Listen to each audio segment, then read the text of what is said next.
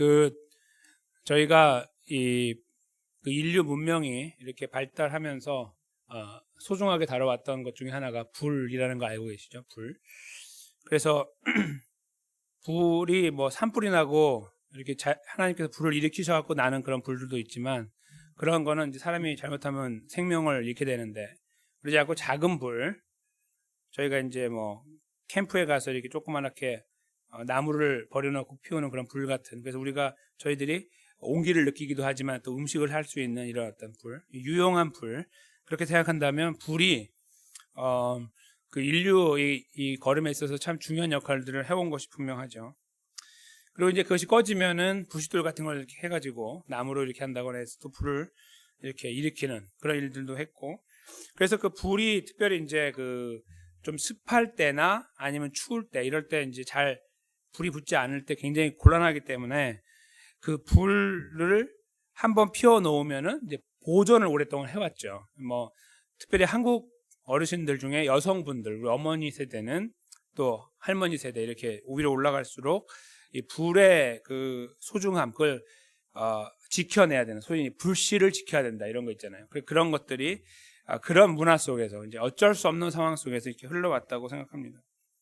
그래서 특별히 여성분들은 특별히 이제 한국만 저희가 본다면은 이 남존 여비 그런 사상이 팽배했던, 그래서 마치 아내는 이제 이렇게 같은 인격체로 대우받기보다는 조금 하대당하는 경우가 참 많았고, 여러 가지 짐을 지고 이렇게 살아갔잖아요. 자녀를 출산하는 것도 쉽지 않고 키우는 것도 그렇고 모든 것들을 다 이제 담당하는데, 거기 위에다가 불씨를 꺼트리면은 이제 어떻게 생각했냐면, 그냥 단순히 불이 꺼져서 붙이면 되는 게 아니라 지금까지 흘러왔던 불이 꺼졌기 때문에 우리 가문의 불이 끊어진다, 그렇게 해가지고 막 호되게 야단을 맞기도 하고 했던 거 다 알고 계시죠. 그래서 이 사람이 살면서 불이라는 것이 의미를 많이 이렇게 부여하고 있어요. 그리고 심지어는 어떤 가문의 흐름, 인간의 흐름, 어떤 기업의 흐름, 뭐 이런 것들, 더 나아가서 나라의 흐름, 이런 거. 또 이제 저희는 사용하지 않지만 국운, 뭐 이런 거 있잖아요. 운명, 그런 것들을 불과 이렇게 접목시켜가지고 생각을 하기도 했던 것으로 알고 있습니다. 오늘 저희가 읽은 본문은 아주 이 불에 대한 내용을 다루고 있어요.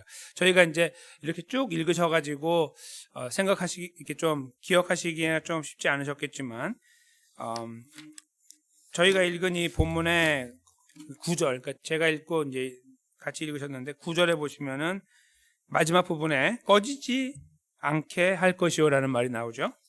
그 다음에 그 12절에 보시면 제일 앞부분에 좀 중간 부분에 보면 꺼지지 않게 할지니, 그 다음에 마지막 13절에 끝부분에 보시면 꺼지지 않게 할지니라, 이렇게 3번 나와요. 그래서 지금 이 제도가 뭐냐면 번제, 즉 불로 태워서 드리는 이제 제사, 이것을 이제 하나님께서 제정하는 과정을 이제 이 6장에서 설명하고 계시는데, 특별히 그 제정 속에서 제사장이 할 일, 이걸 이제 8절부터 쓰고 계시는데, 8절부터 13절에서 핵심은 불을 꺼트리면 안 된다, 이제 그 내용이 나옵니다.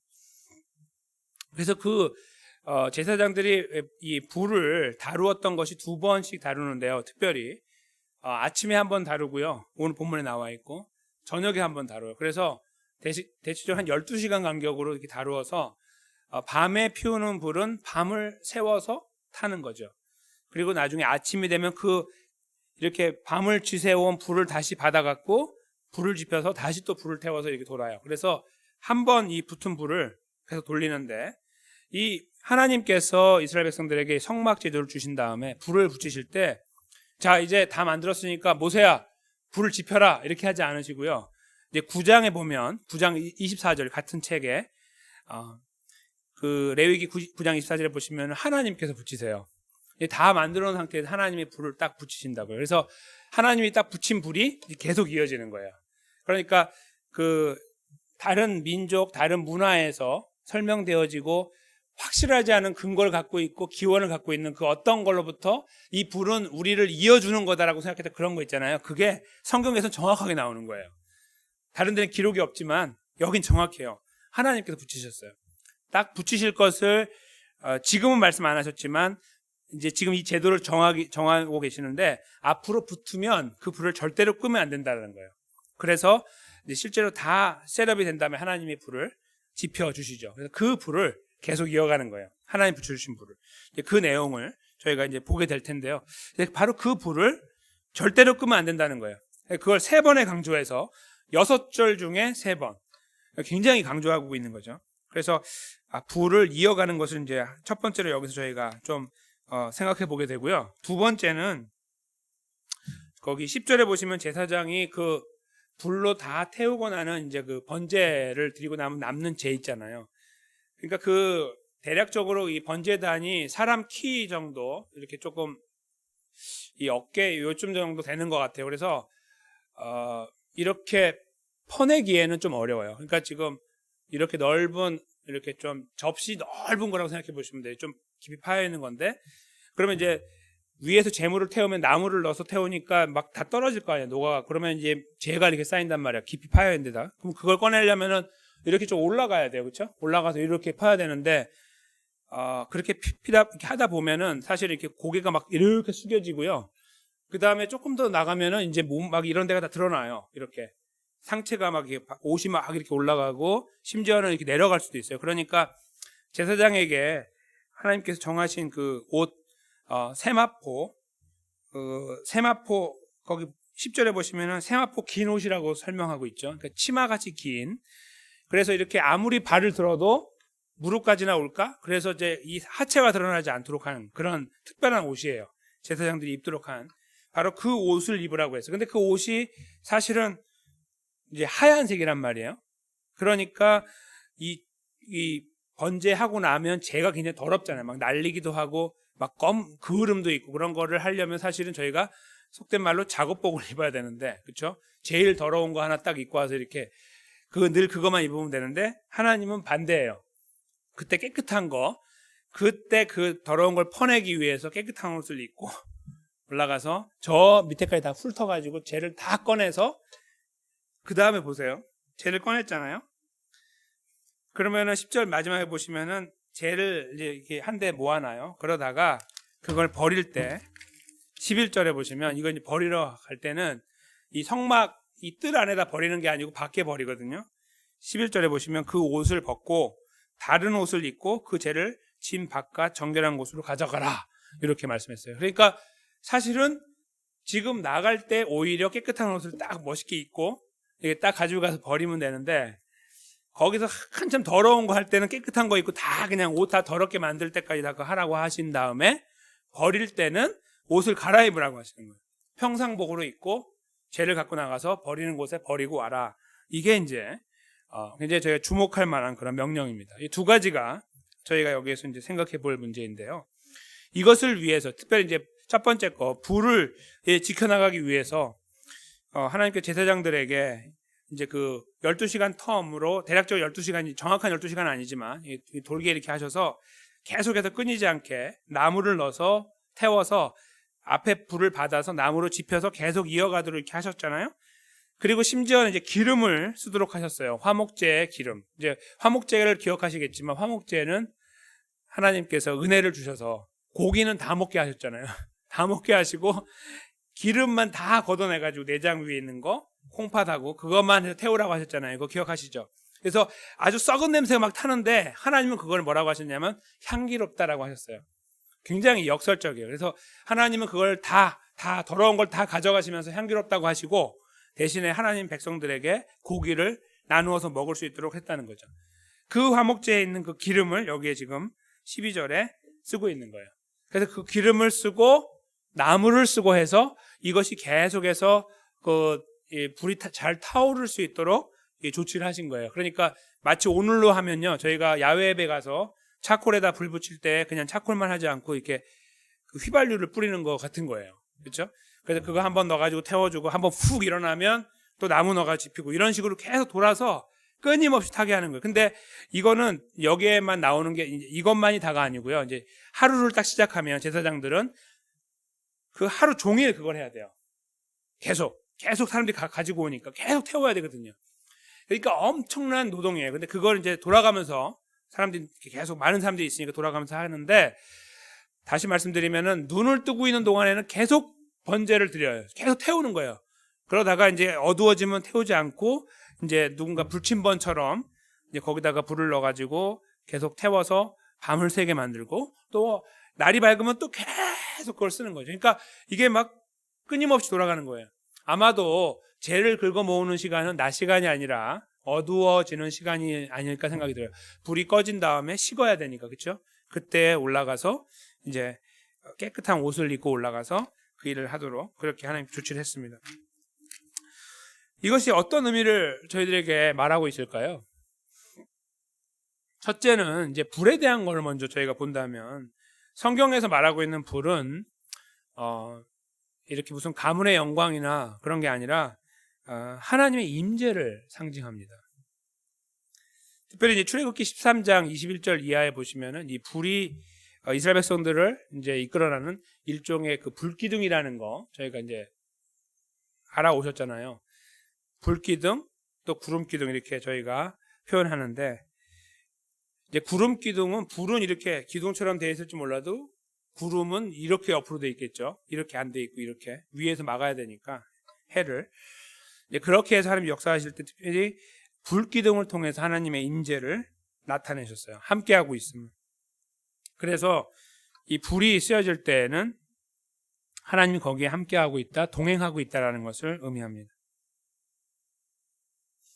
동시에요, 이 불은 오늘 이 본문 속에서 나오는 것처럼 죄를 태우는 역할도 해요. 살라버리는 거, 죄를 멸하거나 죄인을 벌하는 거. 그래서 저희가 지옥을 불로 묘사하는 것을 생각해 볼 수 있습니다. 그래서 성경에는 긍정적인 부분, 밝은 부분에서 하나님의 임재와 동행을 상징하지만, 부정적인 의미에서는 죄를 멸하는 도구 내지는 죄인을 살라버리는 벌하는 도구로 또 쓰여지기도 합니다.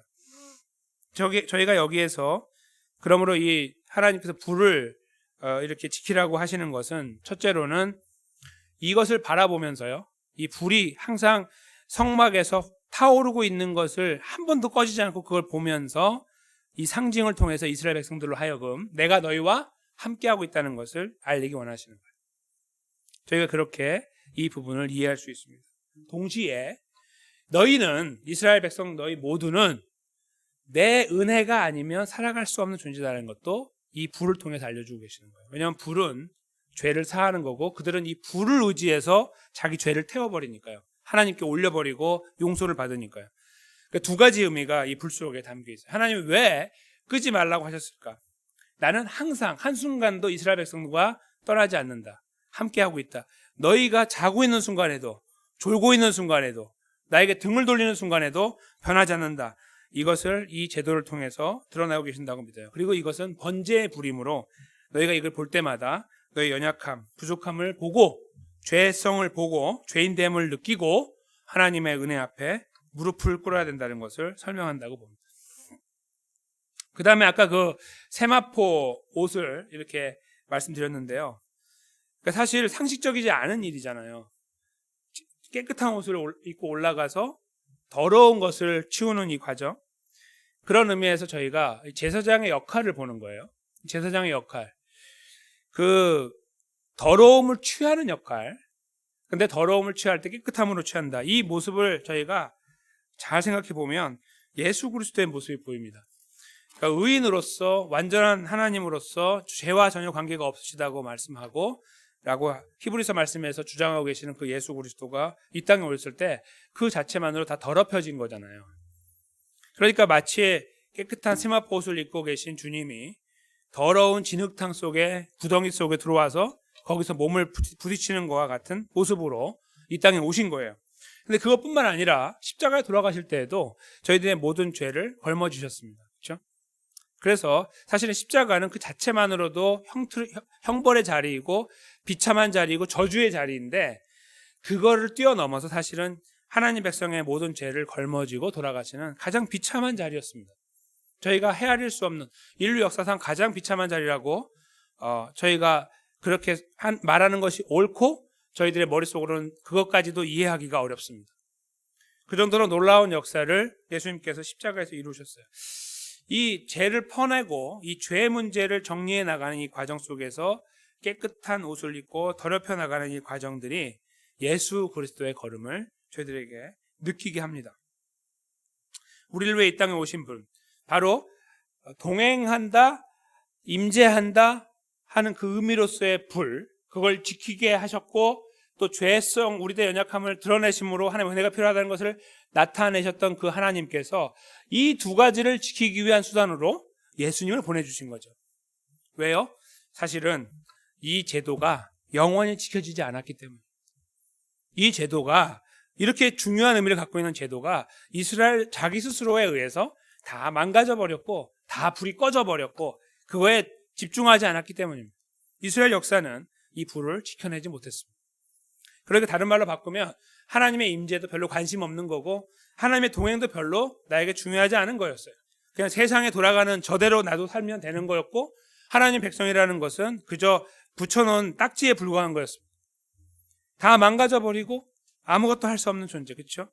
그 완전 나락으로 떨어져 있는 존재를 향해서 하나님의 사랑이 졸지 않으셨어요.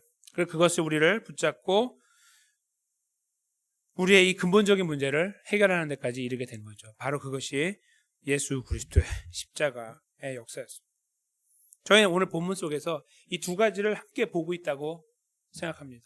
굳이 더럽히지 않아도 되는 제사장이 자기를 더럽히면서 죄를 퍼내서 더러운 곳에 그 죄를 해결한 그 문제를 가지고 더러운 곳에 나가서 밖에 나가서 그걸 던져버리고 이 문제를 다 해결하는 이 상징적인 걸음을 예수님께서 걸으심으로 구원을 이루셨는데 그것은 바로 오늘 본문에 드러나고 있는 하나님의 임재와 인간의 연약함을 그대로 짊어지고 그 문제를 해결하고 그리고 그 사실을 그 동행하고 임재한다는 사실을 지켜내기 위한 예수 그리스도의 최후의 몸부림이었다는 것을 저희가 발견하게 되는 것입니다.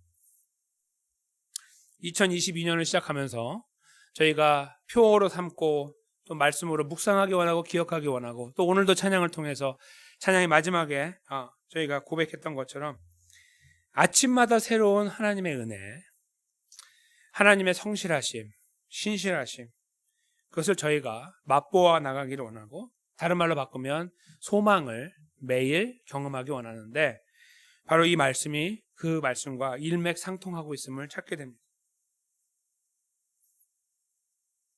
왜요? 하나님의 자비는 하나님의 책임으로 설명되고 하나님의 긍휼은 하나님의 불쌍히 여기심으로 설명되기 때문입니다. 이렇게 해라. 내가 함께하고 있다. 동행하고 있다. 너 이거 리마인드 해야 된다. 계속 하시는 그 말씀을 다 버려버린 이스라엘, 더 나아가 소위 하나님 백성들이라고 하는 저희들까지도 포함하여 끝까지 그 책임을 지켜나가기 원하셔서 예수 그리스도를 보내신 이 사건들 바로 오늘 본문 속에 고스란히 담겨 있음을 저희가 발견합니다. 저희는 그래서 이 우리 안에서 꼭 필요한 하나님의 책임감과 하나님의 불쌍히 여기심이 더 깊이 있게 경험되기 원합니다. 아침에 일어나셨는데 아침이 오늘 잘 될 것 같은 거기에서 오는 그게 아니라 눈을 뜨는 순간에 잠시 묵상하는데 나를 살리신 하나님이 보이고 나를 지키시는 하나님이 보이고 나를 불쌍히 여기시는 하나님이 보이고 나를 끝까지 책임지는 하나님이 보일 때에 저희가 숨을 쉴 수 있는 것 아닌가, 거기에서 우리들은 진실로 숨을 쉴 수 있는 것이 아닌가라는 생각입니다. 그것을 저희가 함께 고백하며 2022년을 살았으면 좋겠습니다. 우리를 억누르는 것이 너무나 많지만 그런 거 앞에서도 마치 세상 사람들 눈에는 정신 나간 사람처럼 보이는, 아니 이런 상황 속에서 어떻게 소망이 있다고 말해? 라고 하는 그런 것들. 그럼 우리는 정말 소망이 있기 때문에, 정말 그 소망이 느껴지기 때문에, 너무 감사하기 때문에 그 소망을 매일 경험할 수 있는, 그걸 노래할 수 있고 나눌 수 있는 데까지 가는 바로 그런 은혜들이 2021년을 살아내야 되는, 앞으로 360일을 또 달려야 되는 저희들의 걸음 속에서 하나하나 증거되어지고 경험되어지고 또 누려지게 되고 나누어지게 되기를 주님의 이름으로 간절히 축원합니다. 저희가 그래서 이 말씀을 한번 다시 묵상하면 좋겠습니다. 저희 올해의 저희의 표의 말씀이죠. 두 절만 제가 적어드렸습니다. 22절하고 23절인 저희가 한 목소리로 읽도록 하겠습니다. 여호와의 자비와 긍휼이 무궁하심으로 우리가 진멸되지 아니함이니이다. 이것이 아침마다 새로우니 주의 성실이 그도소이다. 아멘. 바로 이 은혜가 아침마다 사랑하는 성도님들과 저의 삶 속에 흘러넘쳐서 세상은 흉내내지도 못하고 감당하지도 못하는 소망 가진 자의 역사들이, 그 삶의 모습들이, 자태들이 저희들의 언행 심사를 통해 우리 안에 잘 박힌 모처럼 박혀서 뿌리 내리고 열매 맺는 역사들을 경험해 나가는 그런 자리에 세워지게 되시기를 주님의 이름으로 간절히 축원합니다.